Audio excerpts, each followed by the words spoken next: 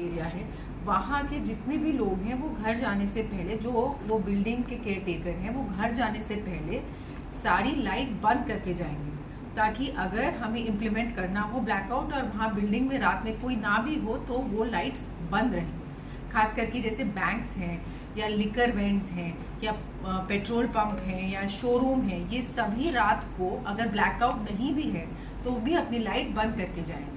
In fact मैं सबको कहना चाहूँगी कि अगर सायरन नहीं भी बज रही है और ब्लैकआउट नहीं भी है तो जब तक ये हाई सिक्योरिटी अलर्ट रहे तब तक आप खुद से वॉलंटरीली अपनी लाइट्स ऑफ रखें। इसके बारे में जैसे आपने पूछा, पुलिस की भी पूरी तैयारी है।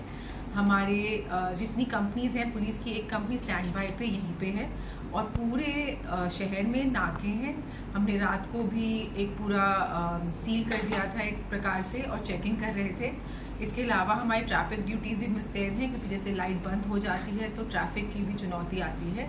तो पुलिस भी अपनी तरफ से सारी तैयारियों के साथ रेडी है और इसमें हमको सब नागरिकों का, सभी पंचकुला निवासियों का भी सहयोग चाहिएगा।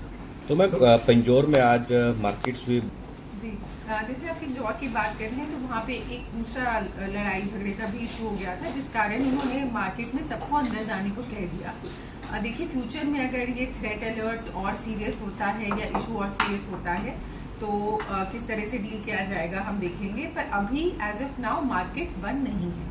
तो इसी बात को लेकर ये भी है, मतलब कोई रूमर ना चले, लोगों में भगदड़ ना मचे और पैनिक नहीं क्रिएट होना चाहिए।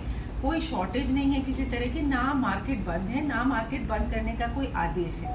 तो आप पैनिक में आके चीज़ें खरीदना और सामान इकट्ठा करना शुरू ना करें, क्योंकि ऐसी एक अफवाह फैल जाती है तो उसकी वजह से ज़्यादा शॉर्टेज हो जाती है, जबकि एक्चुअली ऐसा कुछ नहीं होता है। आप जानते ही हैं, हम सब पंचकुला में रहते हैं और ये कितनी वेल कनेक्टेड जगह है, 3 स्टेट से हमारे बॉर्डर्स हैं, तो ऐसा कुछ इशू तो है नहीं हमारे मूवमेंट के लिए, तो पैनिक क्रिएट करने की कोई वो नहीं है। जी, जैसे कि हमें भी न्यूज़ मिली थी, चंडीगढ़ में कोई एक डाउटफुल लोग पकड़े गए और उनके साथ जो सामान था उसके टेस्ट, उसकी अभी वो कर रहे हैं जांच। और इसमें हम लोगों ने भी नाके लगाए हैं। हमारे डिस्ट्रिक्ट में 9 नाके तो हम परमानेंटली रखते हैं, जिस पे हमने फोर्स डबल कर दी है। और इसके अलावा भी हमने नाके लगाए हैं। हम पूरे डिस्ट्रिक्ट को एक तरह से सील कर देते हैं कि बाहर से कोई भी आए तो बिना चेकिंग के वो बाहर ना निकल पाए डिस्ट्रिक्ट से। जैसे कि मैंने आपको कहा, हम बिल्कुल हाई अलर्ट पे हैं और पुलिस सारे व्हीकल्स, ऑब्जेक्शनेबल व्हीकल्स चेक कर रही है। हमने अपनी तरफ से कुछ क्रिटिकल लोकेशंस भी आइडेंटिफाई करी हैं, जहाँ पे हमारी 4 QRT तैनात हैं और रैपिड रिस्पॉन्स टीम्स तैनात हैं और हम कोई भी तरह की इमरजेंसी को टैकल करने के लिए पूरी तरह से तैयार हैं।